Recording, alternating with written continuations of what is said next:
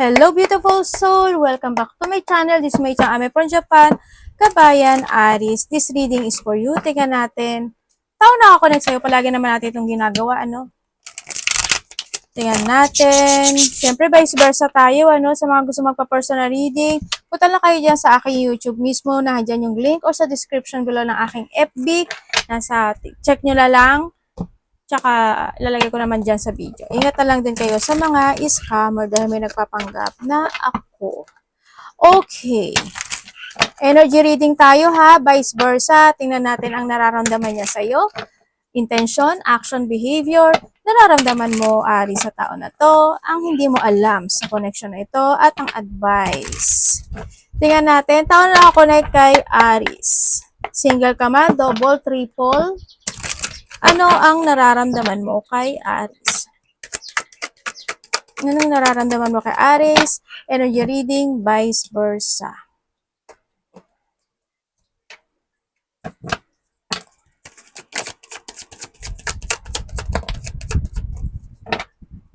Okay, sa mga nagkahiwalay dyan, nararamdaman niya sa'yo,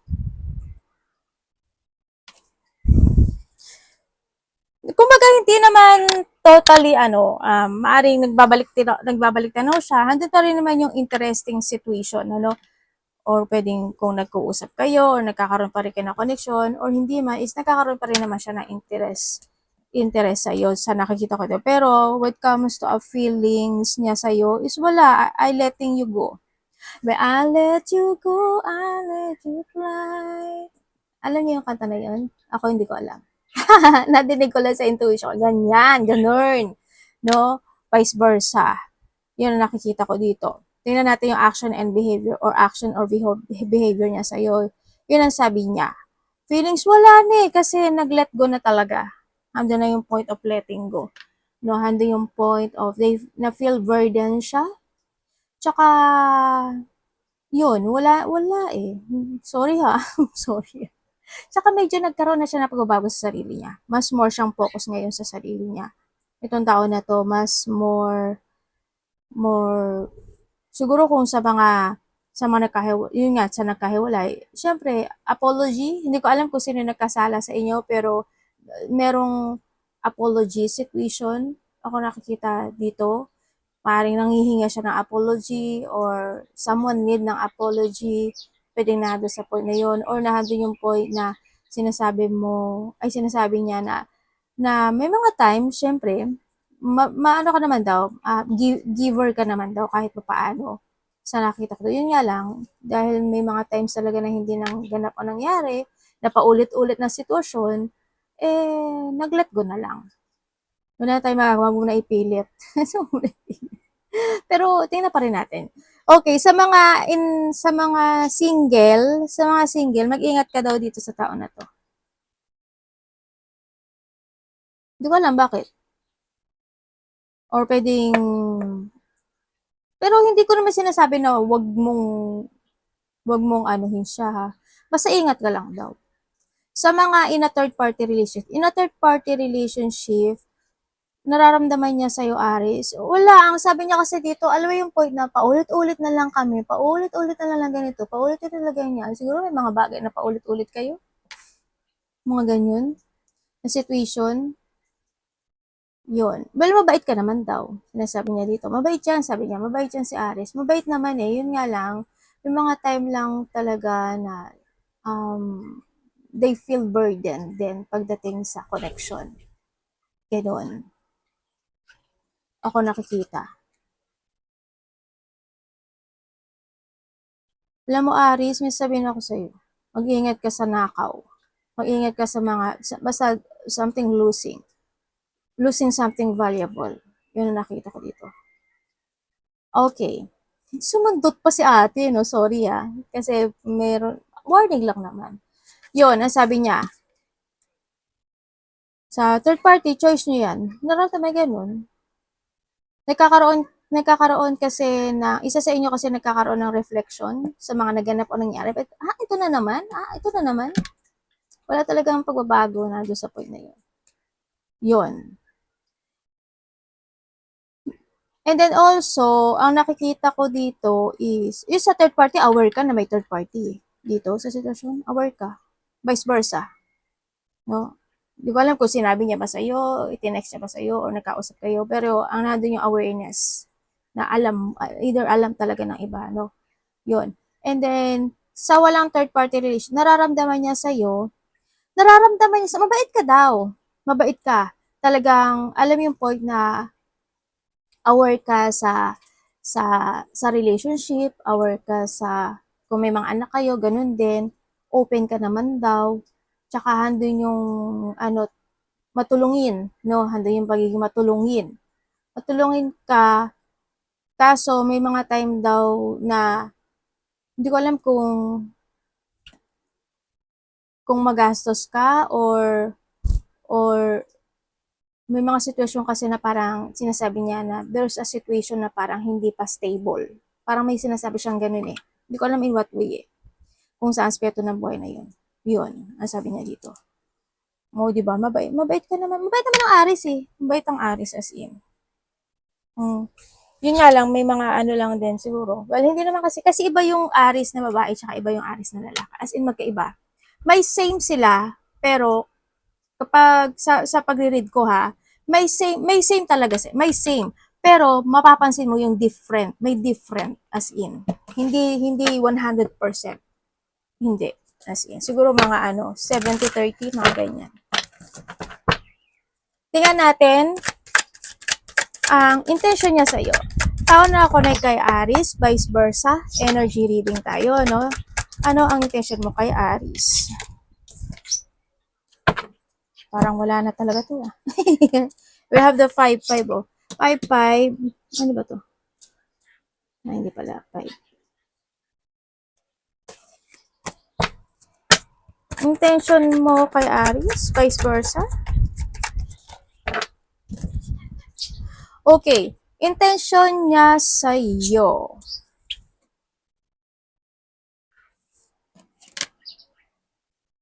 Sa mga nagkahiwalay, wala na, hindi na siya hindi na, alam mo yung point na, hindi niya, pwede kasi may kausap na rin siya sa iba or kaya is nado na yung point na talagang pagtalikod, no?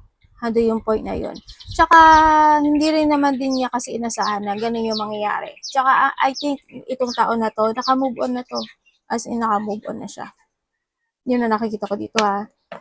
There's something, parang nagkaroon siya ng acceptance. Okay, accept ko na ganito. Kung titingnan ko dito sa mga nagkahulan, naging ganun rin kasi hindi pag-let ko, di ba? Dito, sa intention niya, wala na rin siya intention. Alam mo yung point na, hindi ko lang alam sa iba, baka vice versa rin kasi sa iba. Parang alam mo yung point na wala nang lingunan, pangbuli. Alam mo yung ganun. Yun. Comes to intention mo, as in, meron na siyang clear path situation. Pero ang hindi ko maintindihan sa kanya, medyo may pagka-denying din kasi na situation. Kasi kahit paano pumapasok ka sa isip niya. Hindi ko alam kung napapanaginipan ka niya or pumapasok. Para either napapanaginipan ng iba, sa iba is pumapasok ka sa isip niya. Nandiyo sa point na. Or pwede kasi na napag-uusapan ka pa rin. No? Kumbaga nagiging bukang bibig ka pa rin or na ikikwento ka pa rin. Mga ganong sitwasyon. Ako nakikita dito. Vice versa. And then also is sa single, basta yun lang. Mag-trust ka lang daw sa intuition mo. Tapos marami ka pang kailangang malaman pagdating sa kausap mo. O mga kausap mo. Sa mga in a third party relationship, ando yung point of, alam mo yung point na intention niya sa'yo is, gusto niya daw niya, I need to find peace and I want to recover. Yung situation na to, nandun sa point na yun. Kumbaga marami siyang gustong sabihin or marami siyang gustong gawin, aksyonan, i-move when it comes in this connection. Yun na nakikita ko dito. Yun ang intention niya. Sa'yo. Kausapin mo kasi. Or kung ayaw man niya kausapin ka, i-text mo. Yun. Kasi ando yung point na gusto niyang i-recover or gusto niyang i-heal this connection. Basta marami siyang gustong gawin actually. gustong sabihin either sa iba. Yun. Yun na nakita ko dito. Alam mo yung point na gusto niyang buuin yung nawasak na relationship. Yun ang intention niya. Sa mga ano naman, walang third party relationship. Sa mga walang third party, intention niya sa'yo is hanggat maaari, kung ano mga problema na dumarating when it comes in disconnection or relationship, alam mo yung point na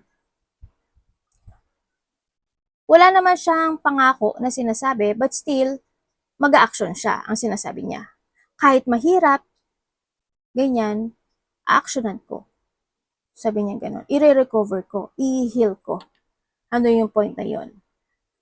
Ang sinasabi niya sa intention niya. Marami siyang marami rin siyang gustong sabihin sa'yo or either busy rin siya, pwedeng na sa point na yun. Pero kasi dito, meron siyang clear path. Alam niya kasi yung gagawin niya. Alam niya yung sasabihin niya, alam niya yung, kumbaga there's a positive destination, no? Siyang naiisip, ganun. Maybe it's more in positivity, ang thinking nitong tao na to, no? Sa nakita ko dito. Yun. May mga time na gusto niya siguro na, alam yung gugulatin ka lang niya palagi, na gito, ganyan, ganun. Yun. Gusto ka siguro, with a surprise, ganyan, pwedeng na doon sa point na yun. No? Ayaw niya rin na, ma-disappoint ka sa kanya, na doon sa point na yun. Ayaw niyang malungkot ka pagdating sa connection na to. Yan, vice versa. Tingnan natin ang action and behavior. So, walang yun na, third party. Action and behavior mo kay Aries. Action or behavior.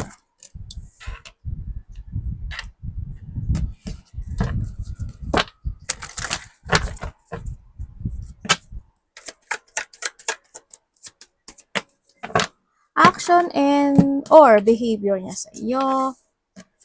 Queen of Sword and have the Queen of Sword. Sa mga nagkahiwalay. Sa mga nagkahiwalay, na to, wala na to.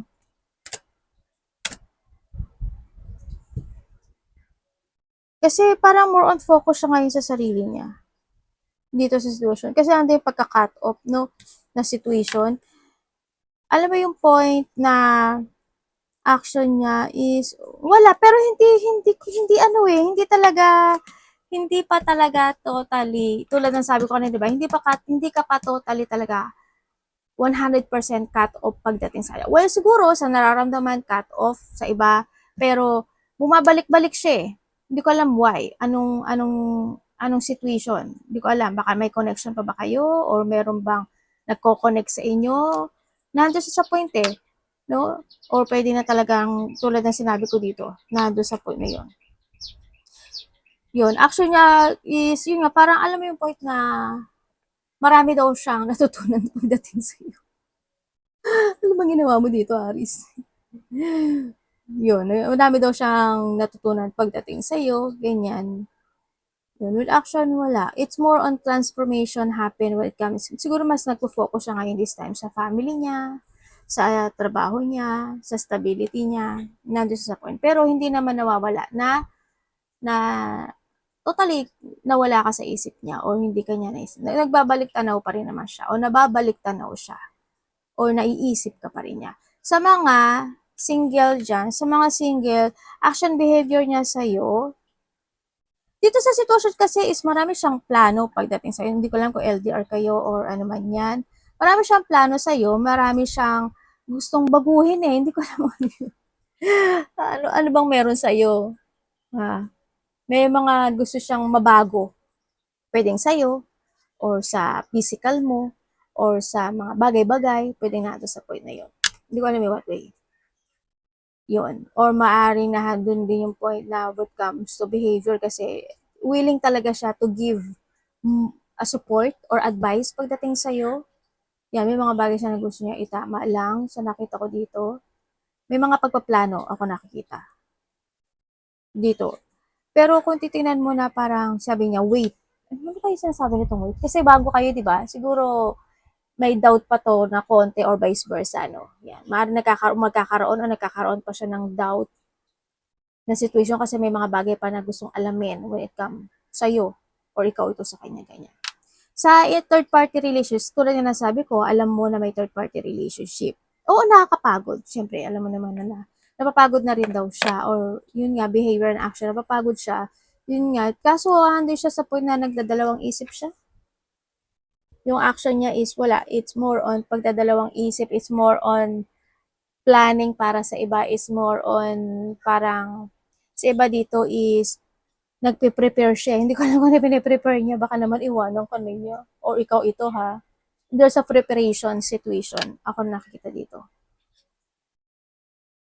And then also, sa mga walang third-party relationship, sa mga walang third-party relationship, behavior action niya, ano ka lang daw, alam mo yung point, siguro may mga time ka lang na palatama, pwedeng nandun sa point na yon, or may mga situation na siguro nga palatama or kino-correct mo siya, pero ano yung supportive, sabi niya. So, ano yan, supportive, tsaka matalino, ganun-ganun siya. No? It comes to an action. Sa action kasi niya dito, may mga plano siya pagdating sa connection na ito, no? May mga plano siya. Yun nga lang, yung plano na iyon, darating yung time, magkakaroon ng pagbabago. Magtitwist siya. Hindi ko alam bakit, pero pagkakaroon ng ganun. May magbabago sa mga plano niya. Alam mo, may sinabi siya, tapos magbabago yun. Ganon.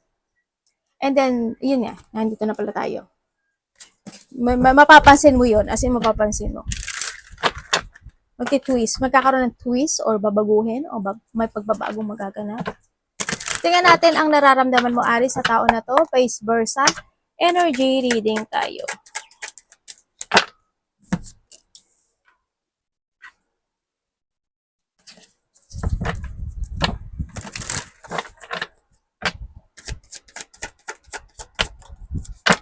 Okay, sa nararamdaman. Ano yan? Okay, nararamdaman niya, sa mga nagkahiwalay, wala. Nagkaroon na sa kanya ng clarity. Nagkaroon ng clarity sa kanya na, nararamdaman niya pala, nararamdaman mo sa kanya. Nararamdaman mo sa kanya, yun, they feel pain, no? Yun. Or tsaka nandun na siya sa point of new beginning in life. Nararamdaman siya na sobrang nasaktan mo talaga siya. Or vice versa. Nasaktan mo talaga siya, yun, karoon talaga ng pagsisinungaling, andun yung point na pwedeng isa sa inyo naging immature talaga, yun, ang naramdaman mo sa kanya. Vice versa. Yan, sobrang na-disappoint. Nagkaroon talaga ng super disappointed, tapos sobrang na-depress, or sobra yung, nagkaroon talaga ng iyak o lungkot when it come in this. Parang may sinasabing ano hindi ko alam kung ikaw ito parang alam mo yung trauma na sinasabi? Parang nagkaroon ng trauma sa iba ha, gano'n. Sa mga ano naman, in a third party relationship, nararamdaman mo sa kanya, sinungaling siya, syempre. Kaya nga may third party. Syempre, nararamdaman mo na sinungaling siya, immature siya. Alam mo yung point na na kumbaga may mga sarili siyang layunin in life. May sarili siyang, halimbawa, nagsalita ka sa kanya. Vice versa, halimbawa, nagsalita sa kanya. Pakikinggan ka naman niya. Parang gagawin niya una, pero yung pinaka-desisyon niya pa rin ang masusunod. Vice versa. Yun ang nakikita ko dito. Sa may mga third party. Sana hindi kayo magkahiwalay.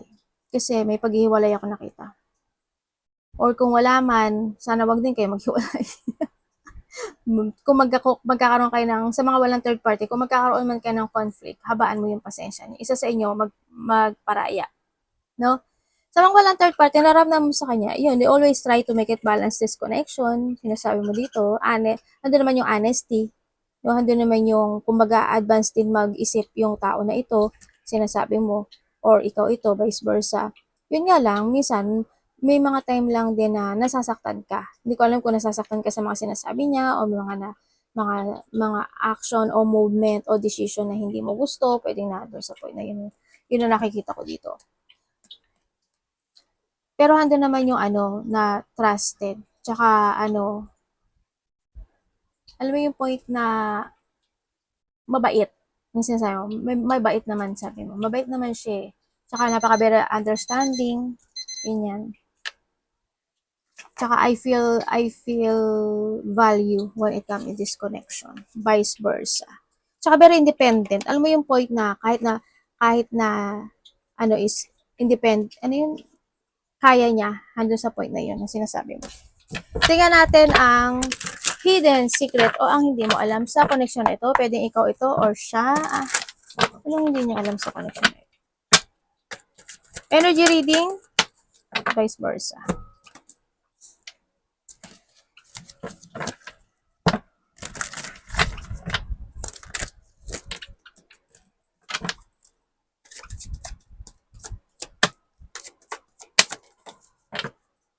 Okay. Okay, itong tao na to, masiyahin to, as in. Masiyahin, matalino, smart. Ano talaga intelligence niya, marami siyang plano or nagkakaroon siya ng plano. Hangga't maaari, alam mo yung point na gusto niya talaga ng stability. Gusto niyang mag-success, andun yung point na, alam mo yung point na, ano siya, kaya niyang buuin muli yung sarili niya, mag-isa, nandun sa point na yun kasi, basta kaya niyang gano'n, ito yung tao na yun, kaya niyang buuin, i-structure or i-reveal din again yung sarili niya, kasi dahil nga sa, siguro yun yung intelligence niya, ginagamit niya talaga, yun ang sinasabi mo. Tapos, andito rin yung point na itong tao rin na to is matalino, thirst of knowledge, always, ano siya, palaging may layunin, alam mo yun, palaging think advance, andun yung point na, napaka very confident, very adventurous, and then charm, di ba? Charming itong tao na to. Tsaka mahal niya talaga yung mga tao nagmamahal sa kanya, lalo na when it comes to a family, na doon sa point na yun, ano, yun. Kumbaga magaling din siya makapag-usap, they always learning to grow, very creative, yun, ito tao na to, no? Yan. Kumbaga ano rin siya, masiyasat o mapagpatsyag, ganyan. Sa nakita ko dito, mahilig din sa ano, siguro nga, because of the intelligence, kasi is baka nag-aaral to o may mga pinag-aaralan siya or mga mahilig lang talaga siyang magsiyasat, mag-research. Nandun sa point of intelligence kasi, no, yung nakikita ko dito. Andun yung confident. Napaka very idealism ng tao na to, tsaka very grounded. Kumbaga nandun sa point na yun. Hindi ko alam kung sino to, ikaw or someone who's connected sa'yo. Ay, ikaw o siya. Vice versa, anak. Yun. Tsaka mapagmatsyag.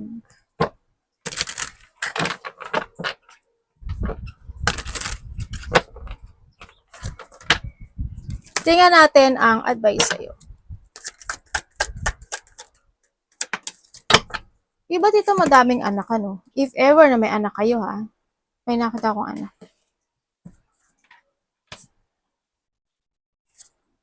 Tapos puro panganay pala, no? 2, 3, 4. Sa iba sa inyo? Pwedeng iba dito, isa. Tingnan natin advice sa universe. Universe, advice mo.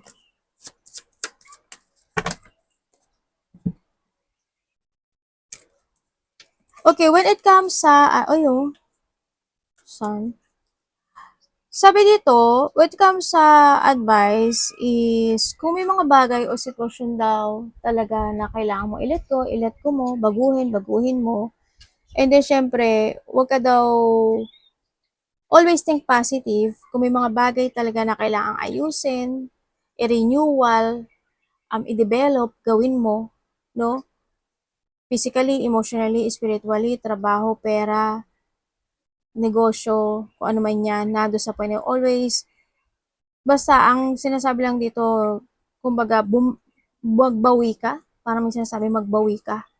Ganun, huwag ka lang din masyadong over-emotional or overthinking, iwasan mo lang yun. Siyempre, kung kulang ka sa tulog talaga, magbawi ka, rin sa ingatan mo rin yung sarili mo din, and be devoted or mas more ka maging devoted sa mga bagay o sitwasyon mo na to success or to recover yung mga bagay na yon. Siyempre, wag mo daw kakalimutan yung sarili mo, wag mo kakalimutan yung halaga mo, alagaan yung sarili mo. Iwasan mo na lang yung mga taong bitter o kaya yung ma-stagnant ka, yan, iwasan mo. And then also is self-doubt, ganyan, no? O kaya mapanghinaan ng loob, iwasan mo na lang din. Kung may mga bagay na need to accept, accept it. Na sinasabi to, iwasan mo yung mga bagay na ikakalungkot mo talaga. Siyempre, kung sa financial problem, ingatan mo lang din yung financial problem mo. Ay, financial, yung finances mo, financial problem, ano, stay ka doon. Hindi, huwag ka magstay doon. Diba? Basta alagaan mo yung sarili mo is the best dito sa situation mo. Yun na nakikita ko dito. Umiwas ka sa mga tao na sinungaling, manipulative, controlling, dishonest, or being you, di ba? Iwasan mo yun. Ganyan. Tsaka yung ano, ingat ka lang sa mga salita, ano, sa mga sasabihin mo, salita mo, action, movement, decision, ingat ka. Yun. Ingat ka na lang para hindi rin mag ano, syempre struggle 'yun pagka pabigla-bigla ka, 'di ba? 'Yun ang nakikita ko dito. Arigatou namaste, God bless.